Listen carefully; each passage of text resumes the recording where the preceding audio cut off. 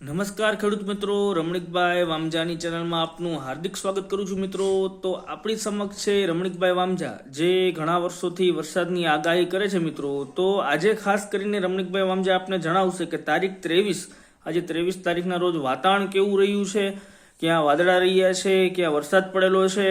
બીજી વસ્તુ કે આજ રમણીકભાઈ વામજા ખાસ નોટિસ કરીને આવ્યા છે કે આગામી વર્ષ કેવું રહેશે, શેના ઉપર રહેશે, એના વિશે આપને માહિતી આપશે મિત્રો. તો આપણે શાંતિથી સાંભળીએ અને આ વિડીયોને શેર એટલો કરીએ મિત્રો કે બધા ખેડૂત સુધી આ વિડીયો આપણો પહોંચી જાય મિત્રો. નમસ્કાર ખેડૂત મિત્રો, ઈશ્વરની કૃપાથી પૂર્વ અનુમાન. અત્યારે હું તમને 30 વર્ષથી આ વનસ્પતિ પર વનસ્પતિ કેસુડાના ફૂલ, આ વર્ષે કેસુડા ફૂલ બહુ સારા આવ્યા છે અને પણ ચણિયા બોર પણ સારા આવ્યા છે. હજી પણ જે લીંબુડી એટલે ચૈત્ર મહિનાની અંદર પણ લીંબુડી પણ આવશે અને બોર કેવો આવશે. અત્યારે પાનખર આવે છે, જે પાનખર એટલે વસંત જે અત્યારે પાન બધે પણ ખરી જશે અને એની પરથી ઘણું અનુમાન થશે. અને 2-3 દિવસની અંદર પવનની દિશા બદલે છે. કદાચ અમુક જગ્યાએ વાદળી હવામાન છે. આવતી સાલે પૂનમના દિવસે ક્યાંક અમુક ઠેકાણે પણ વાદળા દેખાશે. અને અત્યારે જે પવનની દિશા બદલાય એટલે કે આવતું વર્ષની અંદર વનસ્પતિનું ફૂલ આવવાથી આપણે સૌરાષ્ટ્રની અંદર 2 અતિવૃષ્ટિ થવાના સંજોગ છે. આવતું વર્ષ ચોમાસું કદાચ વહેલું બેસી જાય તેવું મારું અનુમાન છે.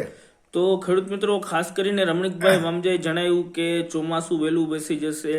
પણ રમણીકભાઈ વામજા આપને એ પણ જણાવશે આજનું જે વાતાવરણ છે, 23 તારીખનું વાતાવરણ, એમાં વરસાદની સંભાવના ખરી આગામી 2-5 દિવસની અંદર. અત્યારે વરસાદનો પવનની દિશા બદલાવાથી અમુક જગ્યાએ ગરમી પ્રમાણ હશે. આ વર્ષે અખાતીનો જે રોહિણી નક્ષત્ર હોવાથી દિવસનું ત્યારે અતિ ભારે ગરમી પણ પડવાનો હોય છે. અમુક આંધા ઊંધી એપ્રિલ મે મહિનામાં પણ વાવાઝોડા પણ થવાની શક્યતા છે. અને આ એક ભડલી વાક્ય ખગોળ વિદ્યાને વરસાદની આગાહી હું આપું છું. તો તમે ખાસ કરીને રમણીકભાઈ વામજા જે આગાહી આપો છો, તો એ વનસ્પતિ ઉપર કઈ રીતે તમે આપો છો? વનસ્પતિ ઉપર આપણે કેસુડા ફૂલ આ વર્ષે જે અત્યારે ફૂલ આવે છે, કેસુડા ફૂલ આપણે હોળી ઉપર આવતા હોય, તો આ વર્ષે 5 દિવસ વહેલા આવે છે અને ચણિયા પણ બોર વહેલી આવે છે. ને હજી પણ ચૈત્ર મહિનાની અંદર લીમડાની અંદર મોર પુષ્કળ આવશે.